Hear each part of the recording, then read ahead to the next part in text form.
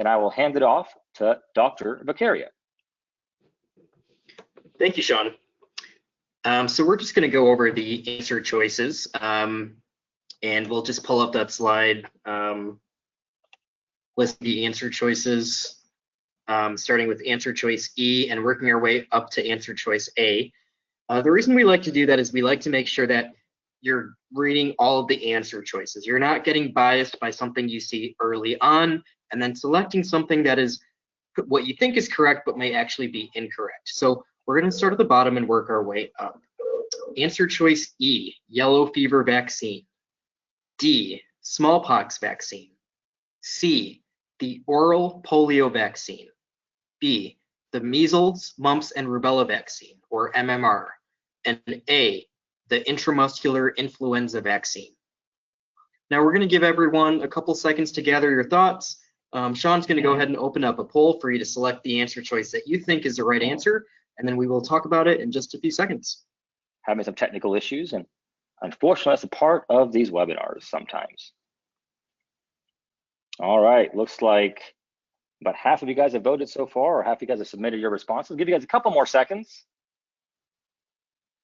Well, this has been the most correctly answered question we've done in any of our question labs or webinars. So 91% of you guys picked answer choice A. So well done there. And I'll hand it off to Dr. Beccaria, who will go over the answer choices. Yep, thank you, Sean.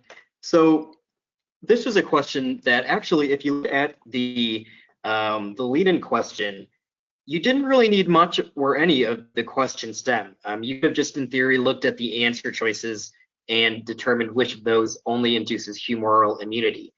So potentially a time-saving technique there. Now let's talk about this question specifically. So the intramuscular influenza vaccine is the one vaccine amongst those answer choices that only induces humoral immunity. It is an inactivated vaccine, once again, inactivated. It does not produce cell-mediated immunity. So inactivated vaccines can induce B-cell immunity without T-cell involvement. Can you guys name some other inactivated vaccines? There is a question box on the right side of your screen. Go ahead and open up that question box. Post some other, what you think are some other vaccines that are also inactivated. And then we'll talk about it in just a second.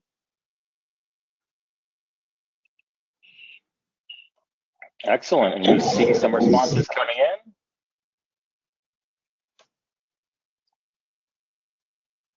Wonderful, looks like we got some good responses, Para, so please go ahead. Awesome, thank you, Sean. So some other inactivated vaccines, and actually in that table on that Sean had just pulled up, there's a nice mnemonic there that helps you remember some of those inactivated vaccines.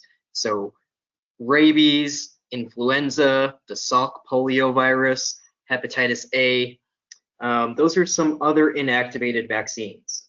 Now in contrast, live attenuated vaccines such as MMR, such as smallpox, yellow fever, and the oral polio vaccine induce both humoral and cell-mediated immunity.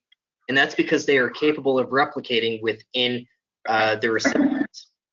So attenuated virus within the individual will be processed by cells, it'll be presented via MHC molecules, and it can thus produce a T-cell response. So keep in mind, this question was asking us about the intramuscular influenza vaccine, which is inactivated. However, there is a live attenuated form of the influenza, which is the intranasal vaccine form. So always keep in mind which form of the vaccine they're talking about. That's why also answer choice C, the oral polio vaccine answer choice is incorrect, because the oral polio vaccine, or the Sabin polio vaccine, is live attenuated, unlike the Salk polio vaccine. So all the other answer choices are live attenuated vaccines, and thus would induce both humoral and cell-mediated, and thus answer choice A is the only correct answer. So the takeaway point from this question is obviously knowing which vaccines and which forms of those vaccines are live attenuated versus inactivated, and also knowing the immunologic response that occurs in the host after vaccine administration. Excellent. Thank you, Dr. Beccaria. And like Dr. Beccaria told you guys, this is a good example of a question where you really only need to read the lead-in because the information in the stem is not necessarily important for you to answer this question correctly. And that's a good trick to keep in your pocket because that can save you valuable time on test day. All right, so with that being said, let's move on to question number 2.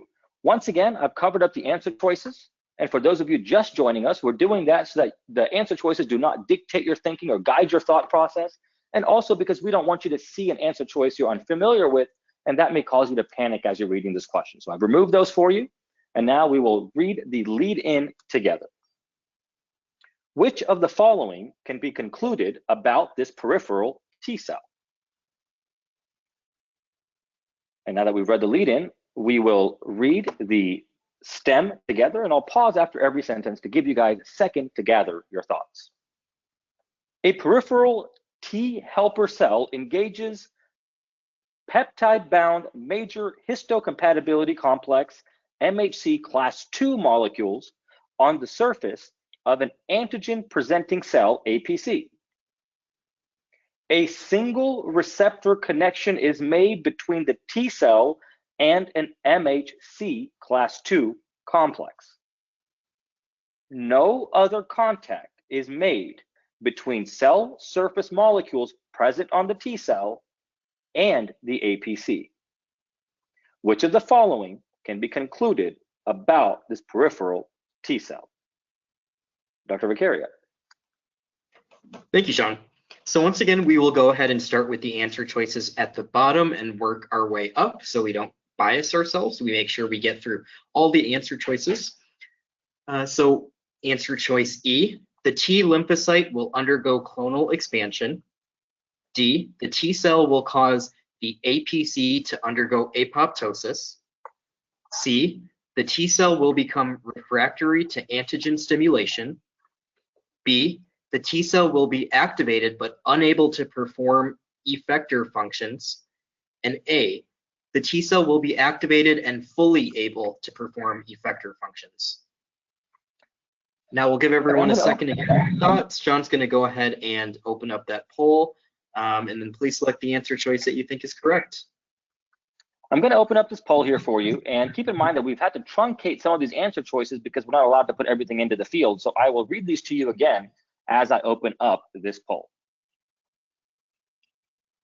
E, the T lymphocyte will undergo clonal expansion. D is the T cell will cause the APC to undergo apoptosis. C, the T cell will become refractory to antigen stimulation. B, the T cell will be activated but unable to perform effector functions. B, the T cell will be activated but unable to perform effector functions. And A, the T cell will be activated and fully able to perform effector functions. I'll give you guys a couple of seconds to respond.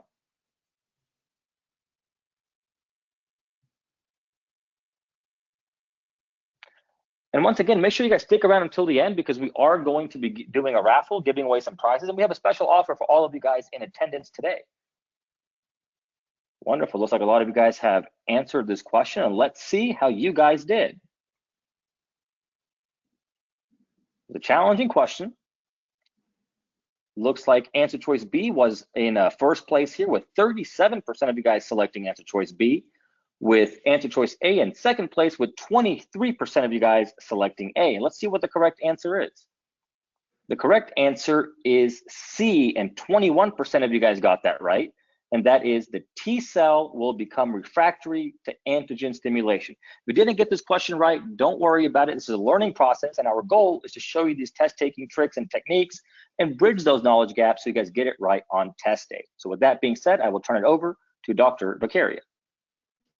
Thank you, Sean. So Sean has pulled up a table here that kind of talks about thymus antigens, and this will be important when we talk about T cells in just a second. So the process described here in this question stem was that of a T helper cell being exposed to only one signal, and that was from the MHC class 2.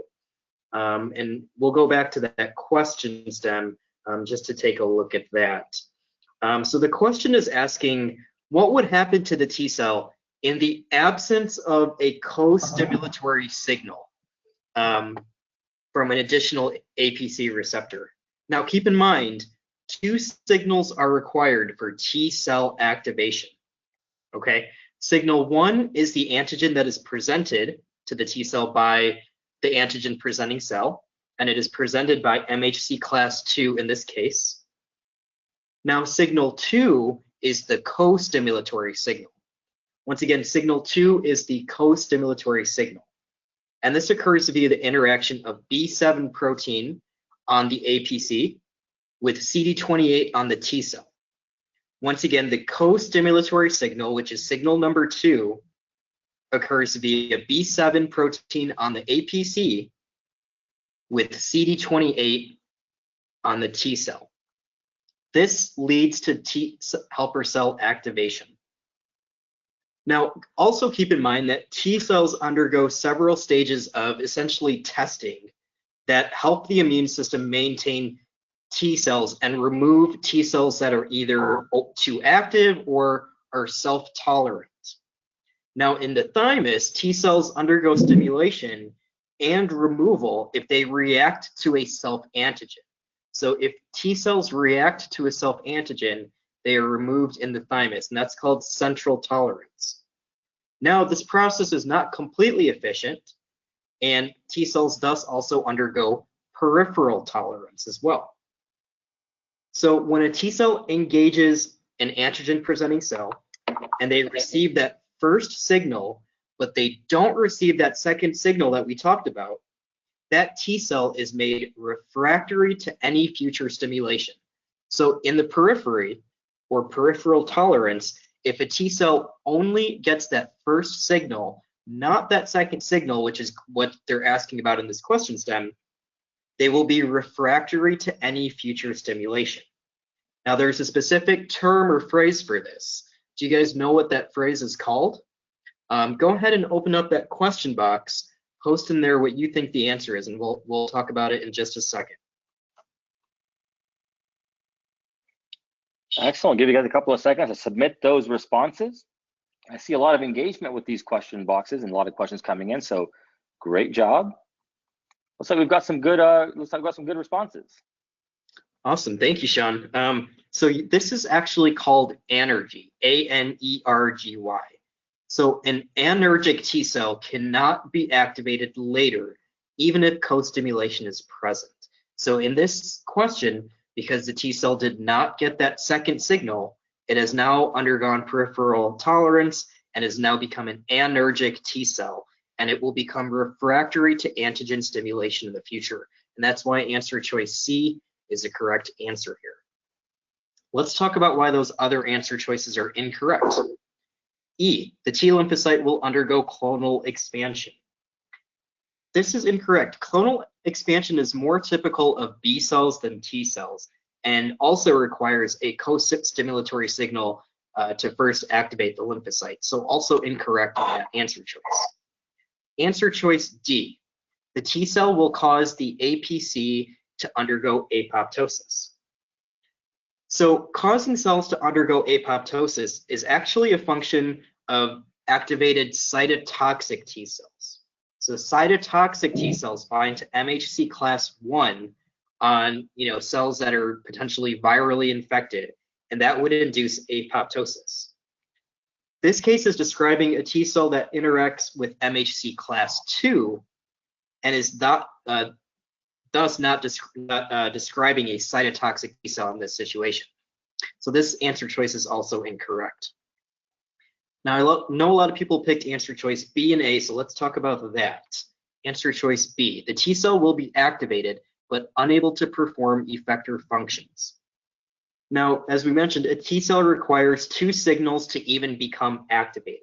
And since this T cell is only receiving that one signal, it will not become activated at all. So this answer choice is incorrect, and they're basically trying to trick you a little bit. Answer choice A, the T cell will be activated and fully able to perform effector functions. Just like with answer choice B, because it did not receive that second signal, it will also not be activated, and this answer choice is also incorrect.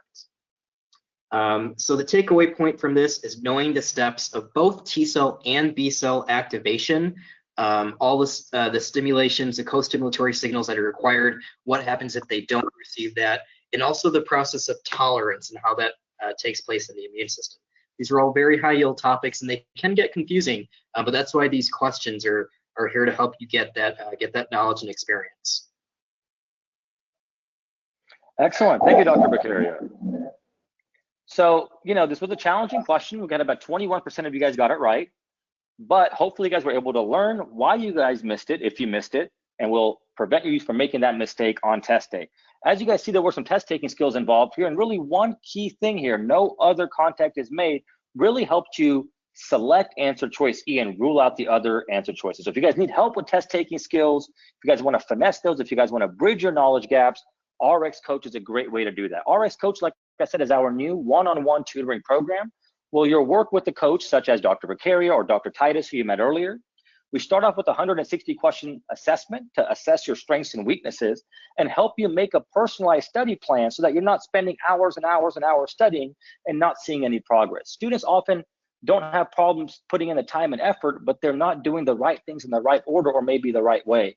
So having that coach to guide you can really help you make your time studying more efficient and maximize your potential on test day by using that one-on-one approach with highly trained RX certified tutors while simultaneously having access to our resources like RX 360, which includes our express videos, our flash facts, and our question bank, along with RX bricks, which are included with every coaching package.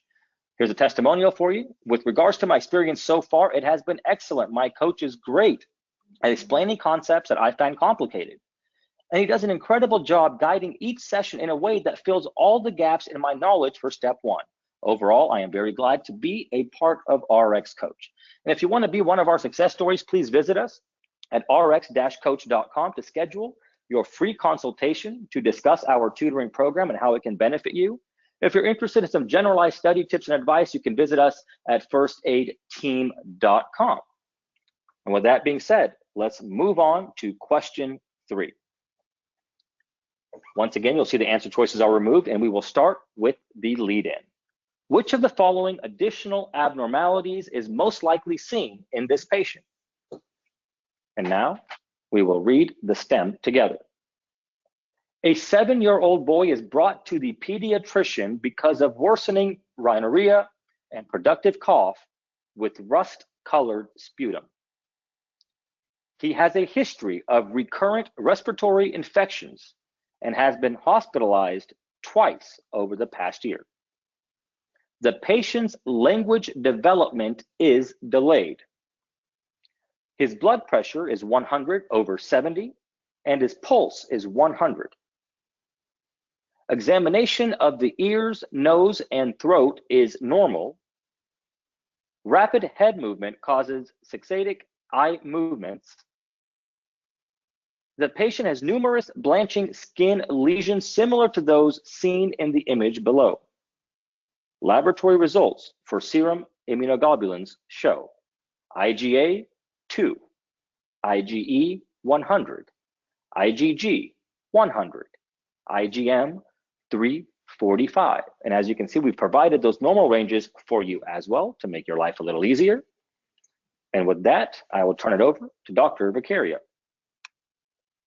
Thank you, Sean. So once again, we'll go ahead and start at the bottom and work our way up with those answer choices. So answer choice E, frequent falls. D, eczema. C, absent lymph nodes. B, abnormal ventricular septum formation. And A, non-inflamed skin abscess. We'll give everyone a few seconds to gather your thoughts. Go ahead and select the answer choice that you think is correct on that poll, and we'll talk about it in just a few seconds. Excellent. So we've got a lot of people responding already, and a lot of people seem to be on the right track. So we'll give you guys a couple more seconds to take a look and pick an answer choice. Remember that there is no penalty for guessing on the exam. So if you're confused now, if you don't know what the answer is, feel free to pick and take your best guess, and that's what we want you to do on test day as well, okay? We'll give you guys a couple more seconds, and then we will close the poll and see how you guys did before moving on to our last question. And keep in mind that we'll be doing a raffle at the end, giving away some stuff, as well as extending a very special offer for all of you who decided to show up today. Next week, our topic, same place, same time, will be microbiology. So we hope to see you then as well. All right, so it looks like 35% of you selected answer choice E, and then 22% of you guys picked answer choice D. So let's see what the correct answer is. The correct answer is E, frequent falls. And with that, I will turn it over to Dr. Vicaria. Thank you, Sean. So this patient has a history of chronic respiratory infections and a few hospitalizations in 1 year. Now, this raises concern immediately for a primary immunodeficiency disorder. Now, those blanching skin lesions are called telangiectasias, and you can see a picture right there that Sean is drawing out for you. So this combination of recurrent respiratory tract infections, along with telangiectasias of the skin, nystagmus, and very low serum levels of IgA suggests ataxia telangiectasia, or AT. Now, ataxia is often the first symptom that presents, and could potentially, in that case, be presenting with recurrent falls, which was the answer choice. Now, there is a helpful mnemonic. There is a triad of a few things that occur in ataxia telangiectasia. 1, cerebellar defects, or ataxia. Angiomas, or spider angiomas, or specifically telangiectasias. And A for IgA deficiency. So that triad will help you remember some of the key manifestations of this disease. Now, when you have an IgA deficiency, you usually have recurrent sinopulmonary infections. Patients with AT often have low levels of serum IgA and IgG, and they can have elevated levels of IgM. So when we look at this patient, we see that IgA is low, IgG is low, and IgM is kind of on the borderline of normal. On top of that, they gave us that picture there of that telangiectasia in that picture.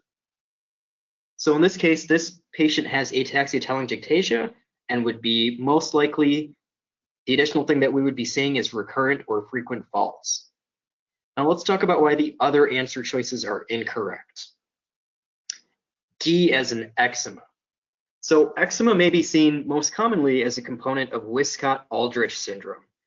This is an X-linked combined immunodeficiency disorder. Patients with this often usually present with more severe infections. Your classic patient is a boy who has bleeding tendencies because of low platelets, recurrent infections, and extensive eczema.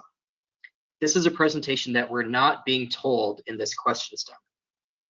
Furthermore, Wiskott-Aldrich syndrome is associated with high levels of serum IgE and IgA. We are seeing low levels of IgA here, and thus likely an incorrect answer. Absent lymph nodes with answer choice C. So this is likely referring to X-linked agammaglobulinemia, which is a B-cell disorder resulting from a defect in B-cell maturation. So because you have a relative absence of B cells, this results in the classic clinical finding of absent lymph nodes. So patients may have recurrent pulmonary infections, such as what we're seeing in this patient. However, this patient also has a characteristic skin finding, which we've talked about, that is not typical of X-linked agammaglobulinemia. And furthermore, a patient with X-linked agammaglobulinemia would have low levels of all serum immunoglobulins. This patient does not have that, has IgE that is within normal range, and also has an IgM that is on the higher end of normal. So in this case, likely an incorrect answer choice as well. Answer choice B, abnormal ventricular septum formation. So this is likely referring to DiGeorge syndrome, where you have conotruncal abnormalities of the heart. and this is a T cell disorder caused by deletion on chromosome 22. So because of that, patients have some form of failure of their third and fourth pharyngeal pouches. So defective formation of the thymus, the parathyroid glands, the cardiac trunk, and then face and neck structures. So because of that, patients would present with hypocalcemia because of a lack of parathyroid hormone, recurrent infections because of the lack of thymic tissue, cardiac defects such as an abnormal ventricular septum formation, and abnormal facies. This patient has none of those characteristic clinical features of DeGeorge syndrome, so this is likely an incorrect answer as well. And lastly, answer choice A, a non-inflamed skin abscess. This is also referred to as a cold skin abscess, and this is characteristic of Job syndrome or autosomal dominant hyper IgE syndrome. This is also a T cell disorder. Patients also often have eczema as well, but they also have coarse facies, their primary teeth are retained, and they have high levels of IgE. This patient does not have the high levels of serum IgE and also does not have an eczematous eruption that would make us suspicious for Job syndrome or hyper IgE, so also an incorrect answer in this question. The takeaway point from this question is that primary immunodeficiencies are very high yield. It's important to know the defect, which immune cells and which steps of the immune pathway are affected, what any serum markers like immunoglobulins would show, and also what their normal phenotypic presentation would show as well. These are all very high yield to remember going forward. Excellent. Thank you, Dr. Beccaria. So we've got 3 questions down and 1 to go. Once again, if you guys are enjoying our question dissection and learning from it and would like one-on-one help to master your test taking skills and bridge those knowledge gaps, if you want to work with a RX coach to do that, please visit us at rx-coach.com to schedule a free consultation to work with one of our coaches, be one of our success stories. With that being said, I'm going to move on to the last question of the evening, and hopefully we'll do a good job together and learn together. Once again, answer choices are covered up. We will start with the lead-in. Which of the following molecules is the most promising target for blocking this pathway? And now we'll move on to the STEM. A biotechnology company is attempting to develop a new rapid-acting reversal agent for anaphylactic shock.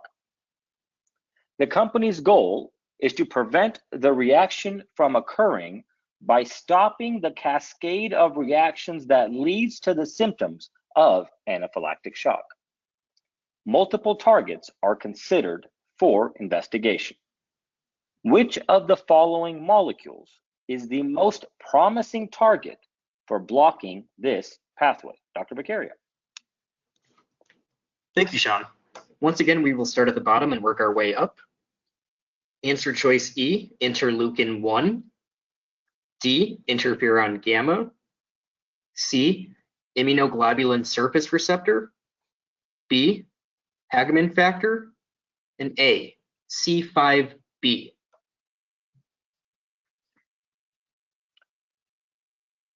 Wonderful. So we give you guys a second to take a look at the answer choices and select an answer.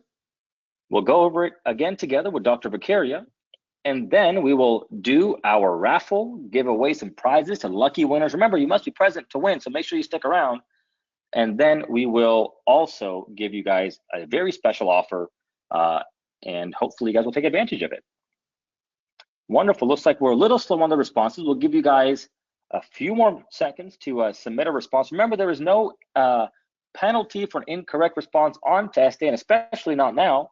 So make sure if you don't have an answer that you're super confident in, take your best guess, and we'll go over it together. Remember, this is a learning process, and we hope to learn together here so that we can master this question and this topic on test day. Wonderful. Let's see how you guys did. Looks like 33% of you guys picked answer choice E, immunoglobulin surface receptor, and 24% of you guys picked E, or IL-1. And let's take a look and see what the correct answer is. And the correct answer is C, and 33% of you guys got that right. And I'll hand it off to Dr. Beccaria. Thank you, Sean. So Sean actually has a table up here that goes over the type 1 hypersensitivity reaction. So when you have an antigen, as the table says, it cross-links preformed IgE on certain cells, particularly mast cells, and that leads to degranulation, which eventually can lead to anaphylaxis. So it is that cross-linking of the antigen with IgE on those mast cells, okay? So let's go back to the question. So this company, they're trying to develop a rapid-acting agent for anaphylactic shock. As we just talked about, anaphylactic shock occurs due to the cross-linking of IgE receptors that are on those mast cells and other cells. These release things such as histamine and other compounds that lead to vasodilation and eventually can lead to anaphylaxis and anaphylactic shock. So potentially this company may want to try to look at preventing that initial cross-linking to the IgE receptors that are on the surface of those mast cells. So if a surface receptor of IgE is blocked, that cross-linking can't occur and then the anaphylactic reaction can be stopped. So that's why answer choice C is a promising target for blocking this anaphylactic pathway. Now let's look at the other answer choices and why those may be incorrect. Answer choice E, interleukin-1. This is released by macrophages and essentially causes fever. So in anaphylaxis, fever is usually absent. It's not one of the main things we're worried about, and IL-1 thus does not play a prominent role in anaphylaxis. So that would be an incorrect answer here. That would not be a promising target. Answer choice D, interferon gamma. This is an important part of the immune system, specifically against viruses and bacteria, as it activates macrophages, but it doesn't have a role in anaphylaxis. So again, it would not be a promising target. We talked about how C is a correct answer, so let's move on to B, Hageman factor. Now this is a form of factor 12A, and it can activate the intrinsic pathway of the clotting cascade, and it can lead to disseminated intravascular coagulation, or DIC. However, the mechanism of shock through anaphylaxis is not related to DIC. It's related to that diagram that we just went over. So again, not a promising target for anaphylactic shock. Answer choice A, C5b. This is a component of the complement cascade that functions essentially in cytolysis or cytolysis via the membrane attack complex, or MAC. This is not involved in anaphylaxis. Now, you may have been confusing C5b with C5a, which is an anaphylatoxin or a complement component, which can potentially function as an anaphylatoxin. This was referring to C5b and thus an incorrect answer choice. So in this question, answer choice C is a correct answer.